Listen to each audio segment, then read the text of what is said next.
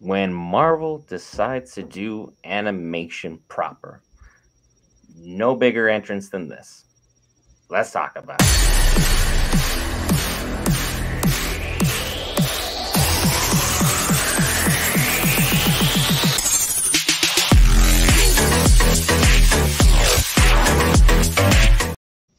Hey guys, Brent here back with the Man, the Myth, Marvel, Will Parker. We're covering all things Marvel, DC, Lord of the Rings, anime, gaming, and more. This time, Marvel's What If Season 2, Episode 9. What if Sorcerer Supreme Strange intervened? And this is the finale for Season 2.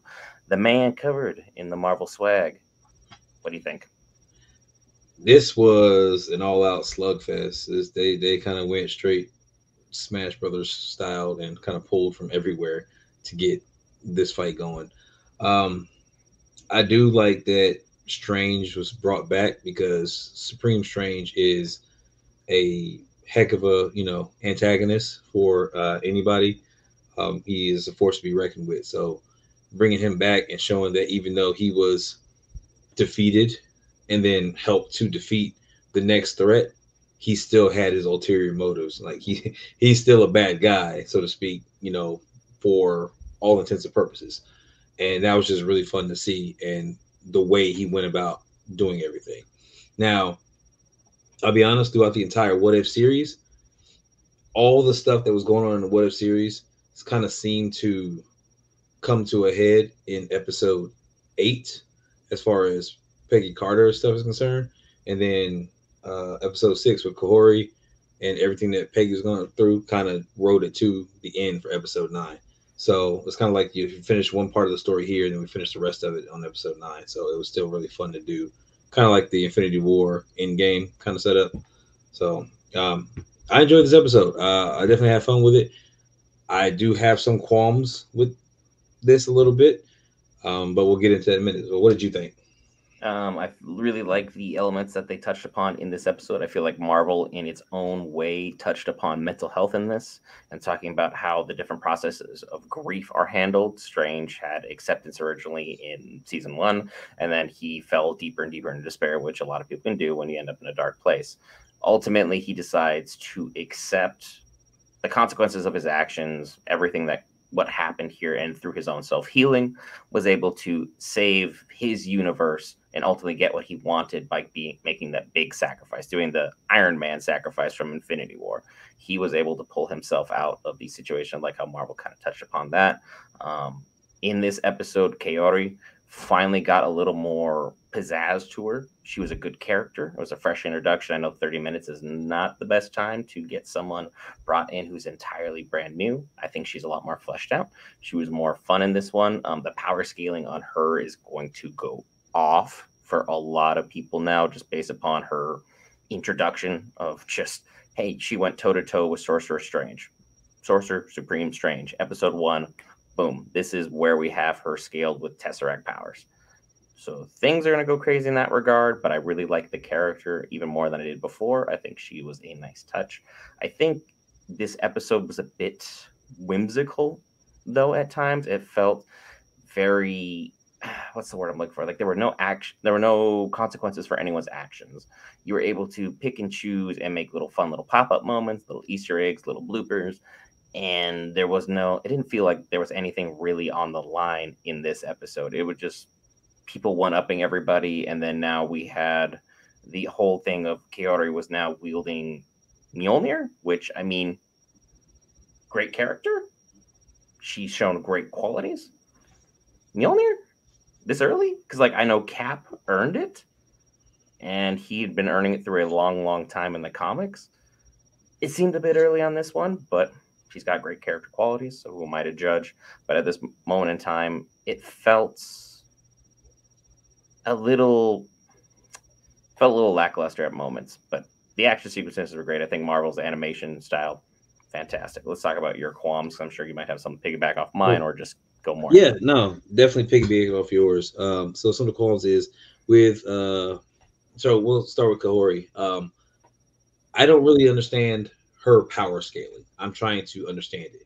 Like I don't have a problem with it per se as far as what power she's using. Just I don't know the full range of what she's capable of, and she kind of grasped it so quick. It was just kind of out there and using everything. So I'm just kind of wondering, like, again, where she's sitting. Again, she's already, wiping Scarlet Witch and, going toe to toe with Strange. So it's like it's a lot going on for her right out the gate. So um where, like, I'm kind of figuring out how is she going to fold into this, into just the MCU, just in general, because again, she's OP right now. They'll have to work that in however they want to, especially if they're going to she's been introduced to What If, so if they're going to run her in the comic series, if she's going to make a live action debut at any point in time, that's going to be a thing. They just got That'd be cool. um as far as Mjolnir is concerned, I don't have a problem with her using Mjolnir. It just kind of seemed from the way that she was raised, with a little bit of background that we did get from her, so that again, she's never don't look like she's ever had to deal with any of that kind of strife. So there was nothing really that kind of made her unworthy. Like, she didn't have to deal with any of that stuff. Like, can you think about it? When you're born, you're kind of born. You're like, nothing's going on. Like, you're not corrupted yet, so to speak, from the world. So if she's able to live a good life, and she's taking care of, like her little brother, or whatever Wata was, then yeah, she was just kind of doing her own thing. So having to be able to use Mjolnir was fine with me. Now, some of the other clones I got, of course, were trying to figure out. Strange just kind of got people dropping back and forth. He just kind of opened portals and dropped people. People weren't necessarily being funneled down, or they weren't crystallized. Some of So these people had wings and could have flown at yeah, any moment in time, but I'm like, Thor throws his hammer. He can go with his hammer. His hammer Hela pulls him knows how to off, go fly, forward, right? So whatever. yeah, so it's little things like that where it's just like, I think we could have done something. Hella can make, again, we got the whole freaking Ragnarok rematch is what I dubbed it as soon as I saw it. So it's like Hella can pull structures of blades out of anything, so that she could have made a bridge of blade. Like, there's little stuff like that we could have done something with that. Or maybe if he kind of re-imprisoned some of them, then started dropping them, maybe it made sense. But the ones that were out active in the riot, nah, they probably would have been fighting back or doing a bit more instead of just playing yo-yo in the And they in the really disrespected Killmonger in this. I'm just gonna throw that out there. yo That was like yeah, the quickest one shot that should never have happened. But that's the thing. again, Like, this her is why power. power scaling in animation is difficult with new characters. It's like we don't dislike the character, we just want to figure out where she fits. And right now, with the lack of information we have, we're just as lost as we are with the fact that now at the very end of the episode you get Yggdrasil, which proves that everything that happened with Loki 100% canon, and What If could even be just connected with what we have going on here. So it's like there's so many pieces in play right now. I'd say my mind's a little boggled. I like Kiori.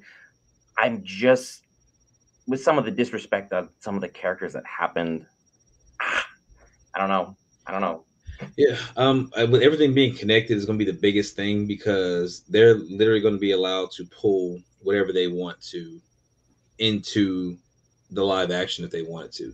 Like, all these dimensions are connected, and you got to remember, as like America Chavez, she's flying through dimensions and opening these portals. You have different worlds based on different things. Again, an entire set of universes that are within the animation realm, so that are completely feasible. So if you see an animated Captain Carter step through a portal and she becomes live action Captain Carter, we can have that, and that's now in the MCU, live action series that we're watching.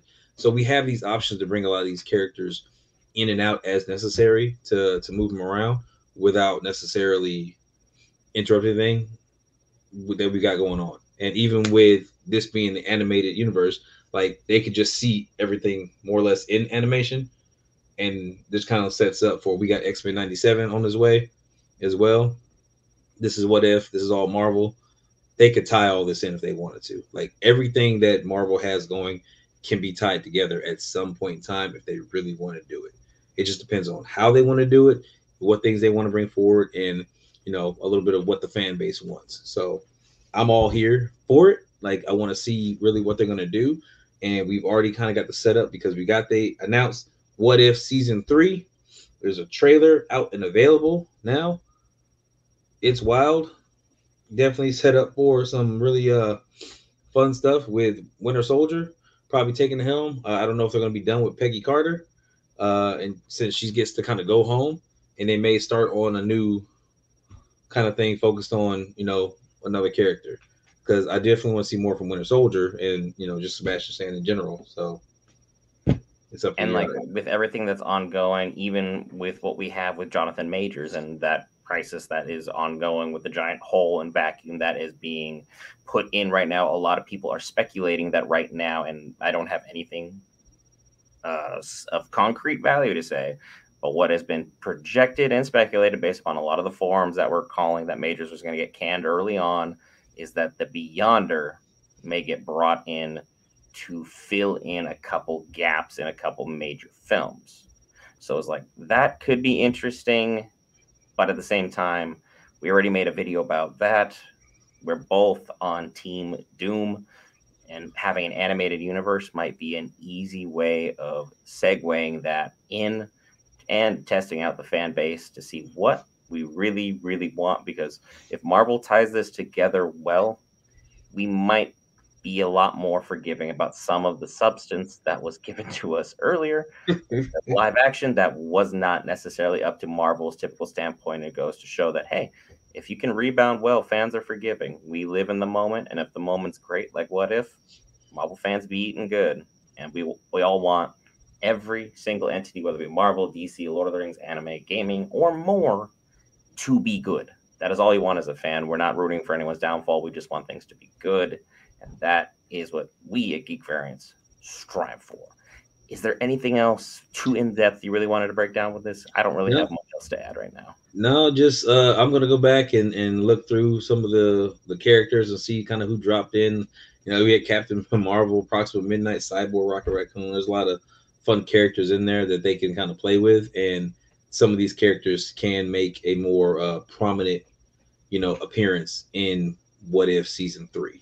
So just keep all that in mind. I think season 2 kind of went ahead and wiped the slate clean of a couple of characters that we were dealing with, and now we can kind of move forward. So again, all fun and games here in What If. Again, it is What If series, so keep that in mind as you watch it. And I want to hear, like, in the comments, please. What If series do you guys want to see? What kind of episodes do y'all want to see? Like, what is it that sparks your fancy? I've seen a couple different Doctor options. Doom, What if? X-Men, Fantastic Four. I want Echo up in this. Like, I want some of the newer stuff to be incorporated well. Because if you noticed, a lot of the Easter egg characters were from the latest phase and people who have been in recent entities. I think Thanos and Killmonger might have been the two furthest characters they pulled back, but they were all related to season 1 of What If. So they're pulling from a lot of their new stuff. So Marvel may have a lot of forward thinking in this, and that I can definitely appreciate. And then we can be all Kevin Feige, the mastermind. That being said, leave your thoughts and comments below. Hit that lovely red subscribe button if you listen to 13 and a half minutes of us discussing what we loved about What If, what we didn't like. We have so much more great geek content coming up for you. I'm finishing up some editing now for some more Baldur's Gate Tactician mode, which will get you to the happy new year here at Geek Variants. Thank you guys for being part of the Geek Variants. See you in the next one.